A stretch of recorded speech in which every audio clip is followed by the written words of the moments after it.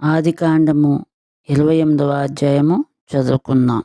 ఇస్సాకు యాకోబును పిలిపించి, నీవు కానాను కుమార్తెలలో ఎవెత్తను వివాహము చేసి కొనకూడదు.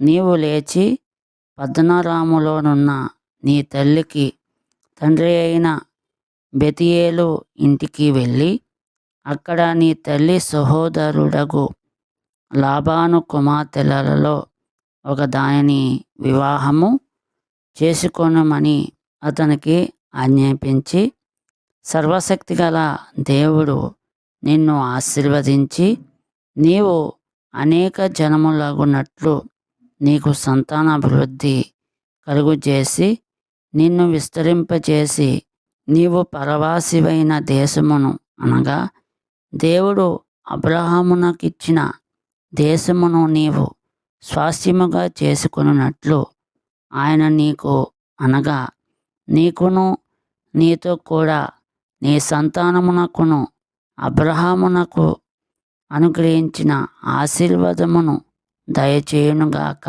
అని అతన్ని దీవించి యాకోబును పంపివేసెను.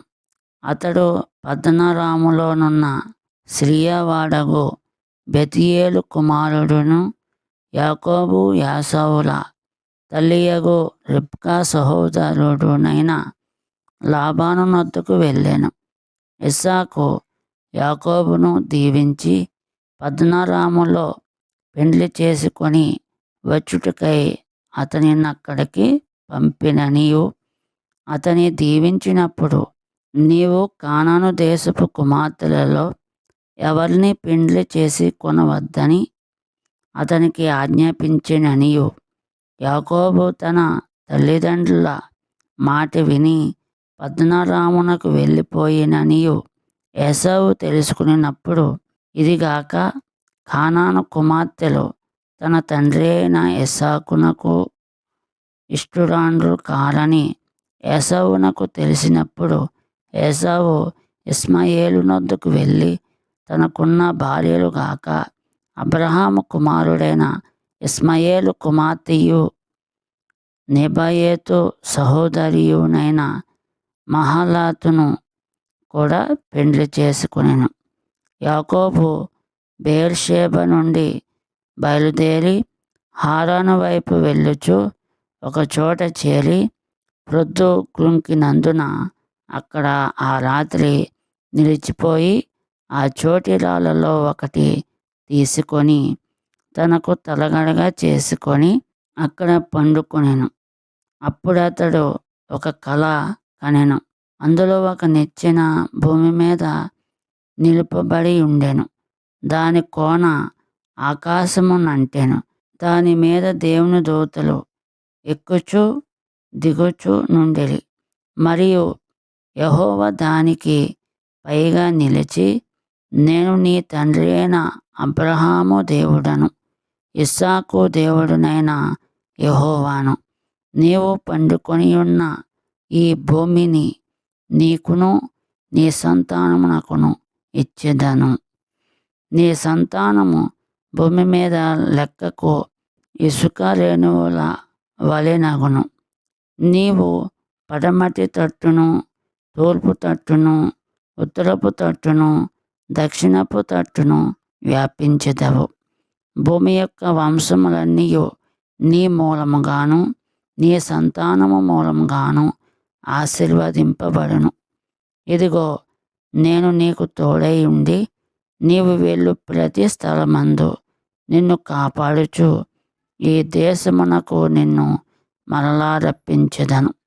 నేను నీతో చెప్పినది నెరవేర్చు వరకు నిన్ను విడువనని చెప్పగా, యాకోబు నిద్ర తెలిసి నిశ్చయముగా యెహోవా ఈ స్థలమందున్నాడు, అది నాకు తెలియకపోయిననుకొని భయపడి, ఈ స్థలము ఎంతో భయంకరము, ఇది దేవుని మందిరమే గాని వేరొకటి కాదు, పరలోకపు గవిని ఇదే అనుకొనెను.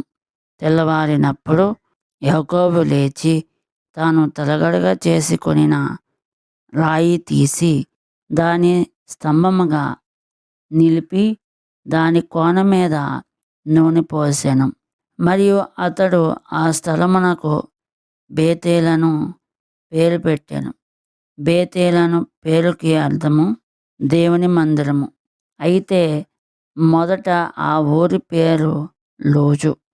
అప్పుడు యాకోబు, నేను తిరిగి నా తండ్రి ఇంటికి క్షేమంగా వచ్చినట్లు దేవుడు నాకు తోడై ఉండి నేను వెళ్ళుచున్న ఈ మార్గములో నన్ను కాపాడి తినుటకు ఆహారమును ధరించుకొనుటకు వస్త్రములను నాకు దయచేసిన ఎడల యెహోవా నాకు దేవుడై ఉండును.